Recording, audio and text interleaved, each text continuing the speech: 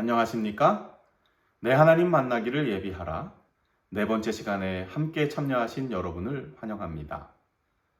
말세의 징조 때에 나의 하나님을 만나라.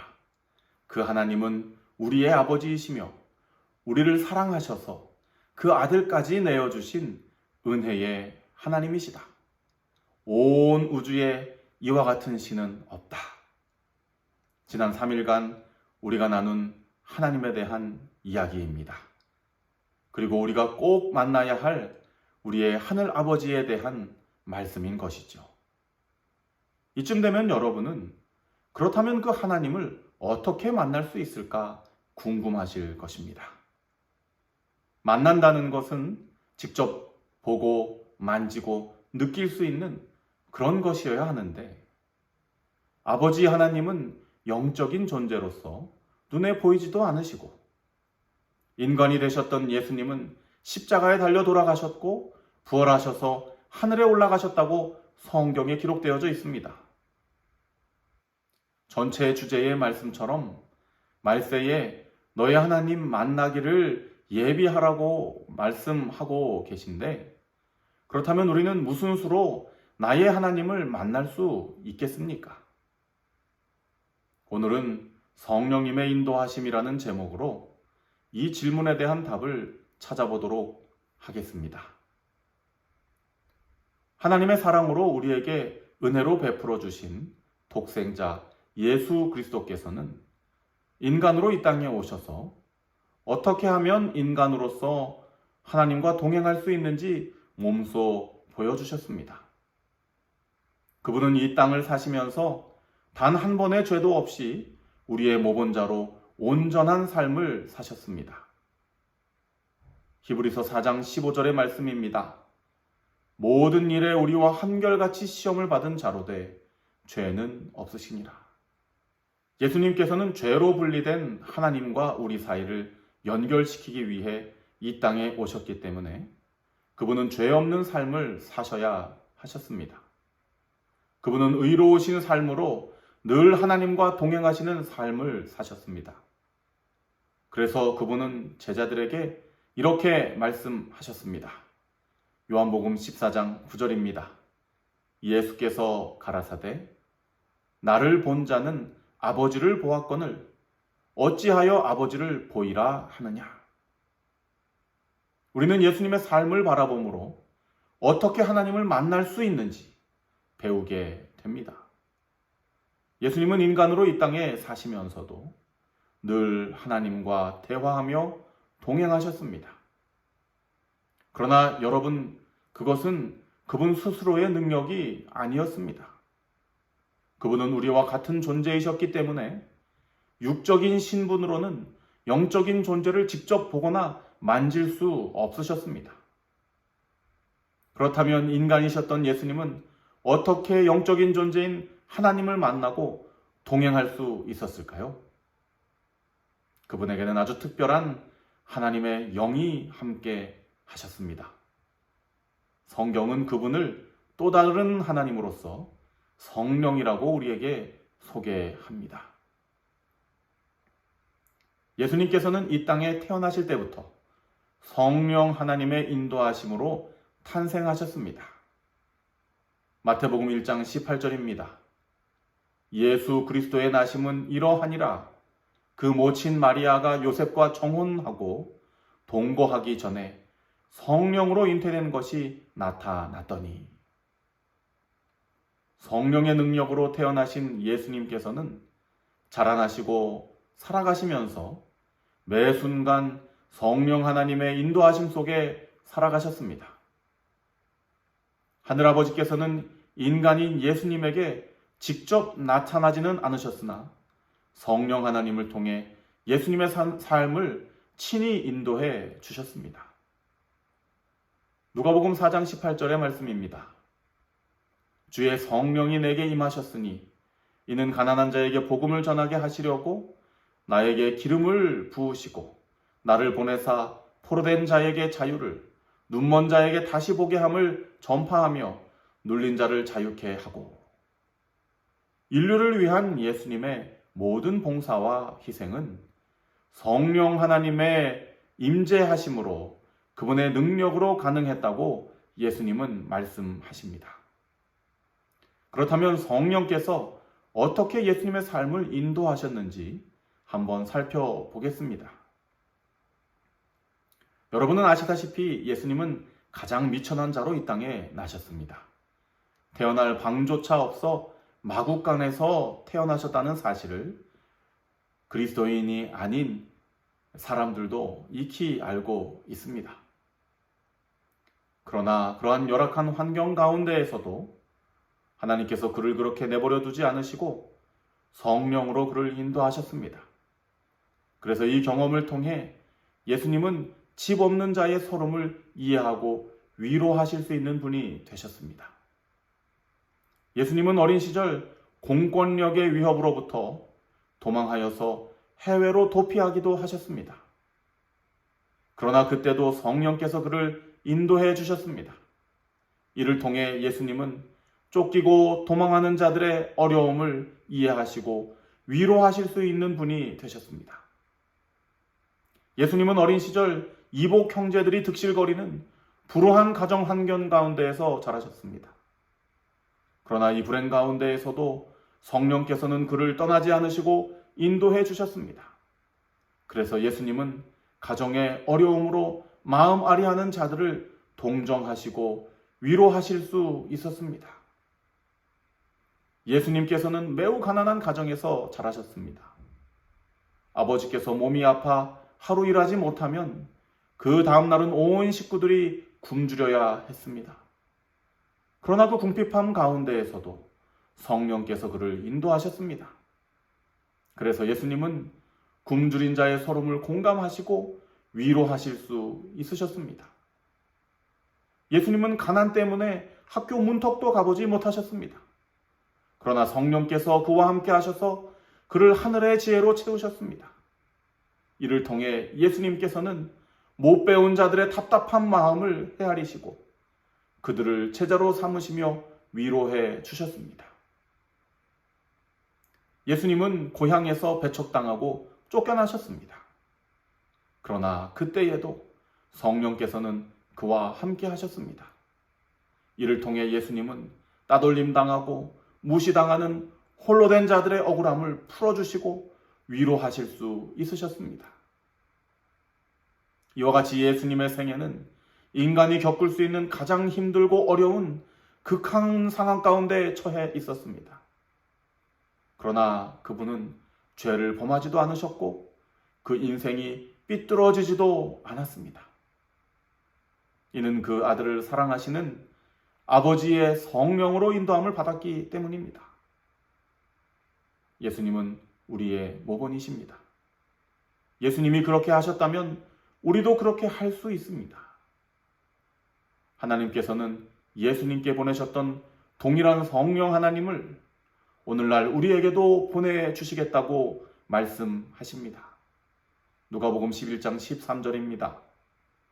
너희가 악할지라도 좋은 것을 자식에게 줄 알거든 하물며 너희 천부께서 구하는 자에게 성령을 주시지 않겠느냐. 인간이셨던 예수님께서 가장 열악하고 힘든 상황 가운데에서도 하나님의 인도하심을 경험하셨다면, 그래서 직접 만나거나 보지 못할지라도 늘 자기와 함께 하신다는 사실을 느낄 수 있었던 것처럼 우리에게도 성령 하나님을 보내주셔서 우리로 하나님을 느끼고 체험할 수 있도록 인도해 주시겠다고 약속하시는 것입니다. 독일의 한 이발사 가정에서 아들이 태어났습니다. 그의 가정은 어린 시절부터 순탄치 않았습니다. 이미 본처가 있는 아버지는 63세의 할아버지였습니다. 본처의 자식들이 후처인 그를 괴롭혔습니다. 그는 그 불행을 극복하고 어떻게든 성공한 삶을 살기 위해 지옥과도 같은 집에서 탈출하여 악착같이 버텼습니다. 음악적 소질이 있던 그는 온 마을을 떠돌아다니며 음악을 연주하고 생계를 유지했습니다. 조금 유명세를 타자 성공의 눈이 멀어 조국인 독일을 버리고 그는 영국으로 망명했습니다. 순탄할 것만 같았던 그의 인생은 늘 고난의 연속이었습니다. 부유하다가 가난하게 되고 행복한 듯 하나 그것이 오래가지 못했습니다. 늘 누군가의 비위를 맞추며 굽실거려야만 했습니다. 그의 인생 노년에 결국 질병을 얻어 반신불수가 되었습니다. 그는 그 병을 고치기 위해 모아놓았던 모든 재산을 다 탕진했습니다. 결국은 병도 고치지 못한 채 한쪽 눈이 백내장으로 실명위기에 처하게 되었습니다. 그리고 빚을 갚지 못해 결국은 감옥에 갇히게 되었습니다. 그는 노년의 몸으로 병약해져서 홀로 감옥에 처한 자신의 모습을 바라보며 순탄치 않은 마치 저주받은 듯한 자신의 인생을 원망했습니다. 그의 인생은 거기서 그렇게 끝나는 줄 알았습니다. 그러나 사랑의 하나님께서는 그를 그렇게 버려두지 않으셨습니다. 그로 하여금 고난 가운데에서 성경을 통해 예수 그리스도의 생애를 묵상하게 하셨습니다. 비록 온전치 못한 시력으로 힘든 몸을 가누며 펼친 성경 말씀이었지만 그보다 더 고난 중에 생활하셨던 예수 그리스도의 모습을 그는 성경을 통해 발견하게 되었습니다. 그리고 그는 자신보다 더 열악한 환경 가운데에서도 누구를 탓하지 않고 오히려 다른 누군가를 위하여 삶의 희망을 전하신, 그리고 마침내 자기 자신을 희생하여 많은 인류를 구원의 길로 인도하신 예수님의 아름다우신 은혜에 탄복하게 되었습니다. 그 순간 그는 기도드렸습니다. 고난 가운데에서도 예수님의 삶을 아름답게 인도하신 아버지의 손길을 바랐습니다. 아버지 만나기를 고대하는 그의 마음 가운데 그리스도를 인도하셨던 성령께서 임재하셨습니다. 그리고 그의 생애는 달라지기 시작했습니다. 이전까지는 돈을 벌기 위해, 다른 사람의 비위를 맞추기 위해 작곡했던 자신의 모습을 버리고 이제는 아름다우신 예수 그리스도의 생애를 음악으로 만들기 시작했습니다. 우리를 위해 나셨다. 그는 성령의 역사하심으로 잉태되셨던 그리스도의 오심을 노래했습니다.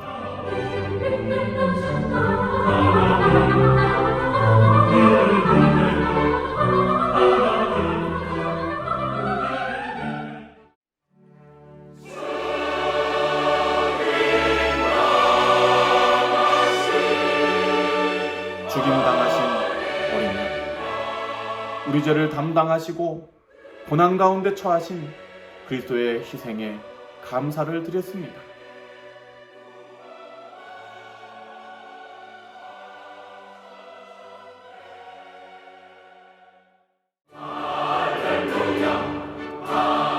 할렐루야!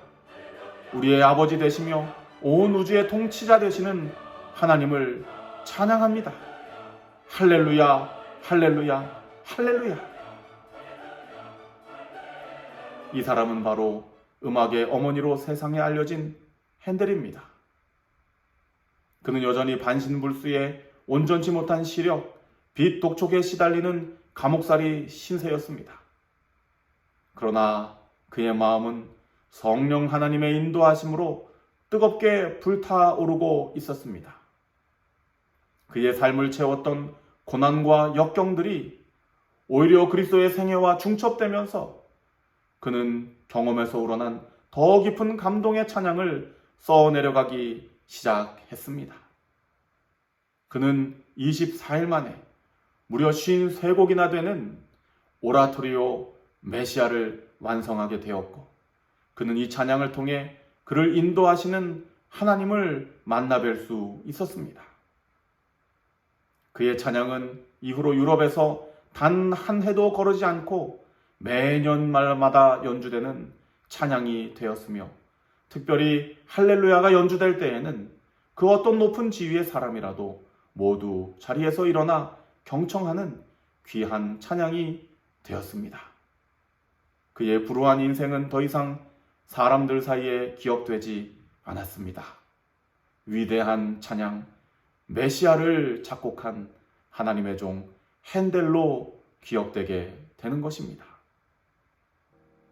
여러분, 혹시 여러분 중에 가난하여 낙심한 분이 계십니까? 불우한 가정 환경과 가족 간의 불화로 어려움을 겪는 분이 계십니까? 못 배운 서러움에 늘 자격지심인 분이 혹시 계십니까? 누군가에게 무시당하고 멸시받아 마음이 상하신 분이 계십니까? 한다고 무엇인가는 열심히 하는데 아무리 해도 삶의 변화가 없어 지치신 분이 계십니까? 예수님을 바라보시기 바랍니다. 그리고 최악의 상황 가운데에서 그분의 생애를 선한 길로 인도하셨던 성령 하나님의 인도하심을 간구하게 되시기 바랍니다. 구하는 자에게 사랑의 아버지께서는 성령의 인도하심을 허락하십니다. 이를 통해 모든 어려움을 극복하고 하늘아버지를 경험하게 하실 것입니다. 오늘 사랑의 하나님께서 그리스도의 생애를 통해 우리에게 약속하십니다. 우리의 삶을 하나님께로 인도해 주실 성령님을 보내주시겠다고 말씀해 주시는 것입니다. 로마서 8장 16절, 성령이 친히 우리 영으로 더불어 우리가 하나님의 자녀인 것을 증거하시나니. 비록 우리의 눈으로 볼 수 없고 만질 수 없지만 예수님을 인도하셨던 성령님을 통하여 우리는 하나님을 느낄 수 있습니다. 하나님의 자녀로 살아갈 수 있는 것입니다. 이 은혜에 감사하게 되시기를 바랍니다. 다음 시간에는 그렇다면 성령님의 인도하심은 어떻게 경험할 수 있는지 신령과 진정의 예배라는 주제로 함께 말씀을 나누시겠습니다. 기도드리시겠습니다. 하늘에 계신 아버지, 감사드립니다. 비록 힘들고 어렵고 또 고난 가운데 처한 우리라 할지라도 예수님을 인도하셨던 그 성령 하나님을 우리에게도 구하는 자에게 보내주시겠다고 약속하여 주셨사오니 감사를 드립니다. 이 시간 여러 가지 사정과 상황과 형편으로 상한 마음이 있는 주의 귀한 자녀들이 있다면 성령의 인도하심을 간구할 수 있도록 도와주시옵소서. 경제적인 어려움과 가정의 어려움과 또 육신의 연약함과 질병으로 인하여 고통받고 있는 자들이 있다면 예수 그리스도의 삶을 성경을 통하여 연구하게 하시고 그러할 때에 예수님의 삶을 인도하셨던 성령님의 놀라우신 은혜가 우리의 삶에 역사하여 주셔서 예수님처럼 그 모든 어려움들을 극복하고 감사함으로 하나님의 자녀로 살아갈 수 있는 우리 모두가 되게 하여 주시옵소서. 모든 은혜에 감사드리오며 예수님 이름으로 기도드립니다. 아멘.